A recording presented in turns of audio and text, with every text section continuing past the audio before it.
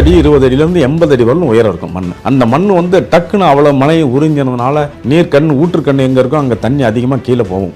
கடன்னு மண்ணுக்கு கீழே இறங்கினோம்னா அதனுடைய அடி ஈரம் வந்து தரையில எங்கெங்க போகுதோ அந்த பகுதிகளெல்லாம் அப்படியே நழுவ விட்டுரும். இன்னைக்கு குன்னூர் ஆகட்டும், ஊட்டி ஆகட்டும், கூடலூர் ஆகட்டும், நடுவட்டம் ஆகட்டும், வால்பாறை பகுதி ஆகட்டும், இந்த பகுதியெல்லாம் கண்டிப்பா இதே தான் நடந்திருக்கும். இன்னும் ஒரு 25 நிமிடம் அந்த மேகம் கூட்டம் கொஞ்சம் நவுந்து இருந்திருந்ததுன்னா உங்களுக்கு நீலகிரி மாவட்டத்தில் உள்ள பகுதியில் அடிபட்டு. இந்த வயநாடு நிலச்சரிவு என்பதுங்க பெரிய நிலச்சரிவுகள் இந்த சமீப காலத்தில் நடந்த பெரிய பெரிய பேரிடர்வு. இதுக்கு காரணம் வந்து உங்களுக்கு பெரிய அந்த இடத்தில் நிகழ்ந்த ஒரு நிகழ்வுங்கிறது இயற்கை பேரிடர். அது எதனால் உண்டானதுங்கிற ஆய்வுகளை நம்ம நினைக்காம ஒரு அரசாங்கத்தின் மேலேயோ அந்த பகுதியை பற்றிய ஒரு குறை சொல்றது நியாயம் இல்லை. இது நடந்ததற்கெல்லாம் காரணம் வானமண்டலத்தில் உள்ள மாற்றம். இந்த துரித காலமா இந்த சமீப காலத்தில் இது வந்து உங்களுக்கு எல்லாருக்கும் தெரியும். இது வந்து சவுத் வெஸ்ட் மான்சூன் அல்லது தென்மேற்கு பருவக்காற்றுன்னு சொல்லுவோம். இந்த தென்மேற்கு பருவக்காற்றுல அதிக மழை கேரளாவுக்கு தான். மேற்கு தொடர்ச்சி மழை இருக்கிறதுனால நம்ம வந்து மழை மறைவு பிரதேசம் ஆயிருது. அதனால குறைவான மழை தான் இருக்கும். அது எந்த மழை வந்தாலும் ஜூன் ஜூலை ஆகஸ்ட்ங்கிற இந்த தென்மேற்கு பருவக்காற்று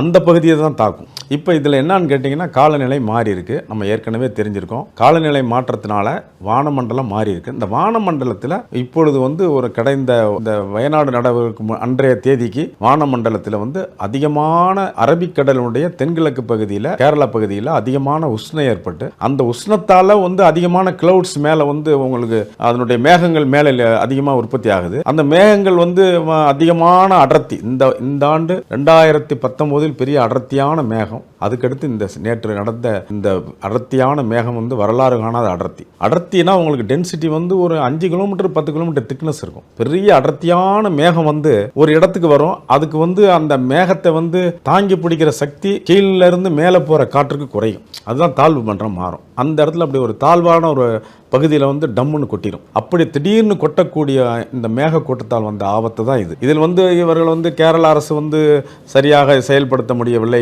மாதகராவ் காட்கில் வந்து ஏற்கனவே 2011 சொல்லியிருக்காரு, அதை பின்பற்றவில்லை. பின்னால கஸ்தூரி ரங்கனுடைய அறிக்கை இருக்கு, பின்பற்றவில்லை என்றெல்லாம் இன்று வந்து சுமது தொண்டு நிறுவனங்களை உள்ள மக்கள்லாம் சொல்லிக்கிறாங்க. அது தவறு. அறிவியல் ரீதியாக அதை ஏற்றுக்கொள்ள முடியாது. மாதவராவ் காட்கில் வந்து ஈகோ சென்சிட்டிவ் ஜோன் சொன்னாரு. அது வந்து சுற்றுச்சூழலில் வந்து முக்கியமான பகுதிகள் ஹாட்ஸ்பாட்லாம் சொன்னாங்க. அதெல்லாம் அரசு நடைமுறைப்படுத்தி அதை சரணாலயமா ஆக்கியாச்சு. வயநாடு சரணாலயம், பக்கத்தில் உள்ள நீலகிரி பகுதியிலும் சரணாலயங்கள் பகுதியில், அந்தாண்ட கேரளா கர்நாடகாவுடன் ஒட்டினா பண்டிப்பூரும் சரணாலய பகுதி, இந்தாண்ட முதுமலை சரணாலயம், எல்லாமே சரணாலய பகுதியில் இருந்தனால எந்த விதமான நாகரிக நடவடிக்கையும் பெரிய ரோடு போட்டேன், பெரிய காங்கிரீட் கட்டினேன், பெரிய கட்டிடங்கள் கட்டினங்கிற கேள்விக்கே வினாவுக்கு அந்த இடம் இல்லை. அத்தகைய அரசு மேற்கொண்டிருக்கு.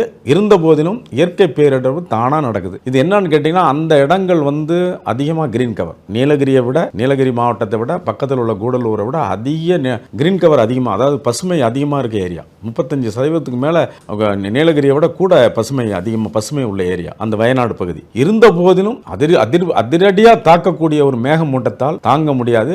அது ஏன்னா பர்மியபிள், அந்த சாயில் வந்து மண்ணை நல்லா உறிஞ்சக்கூடிய மண் வளம். ஒரு 10 அடி 20 அடியிலிருந்து 80 அடி வரலும் உயரம் இருக்கும் மண். அந்த மண் வந்து டக்குன்னு அவ்வளவு மழையை உறிஞ்சதுனால அப்படியே அந்த நீர் வந்து எங்கெங்க அக்குஃபேர்னு சொல்றாங்க, அந்த நீர் கண் ஊற்றுக்கண் எங்க இருக்கோ அங்க தண்ணி அதிகமாக கீழே போகும்.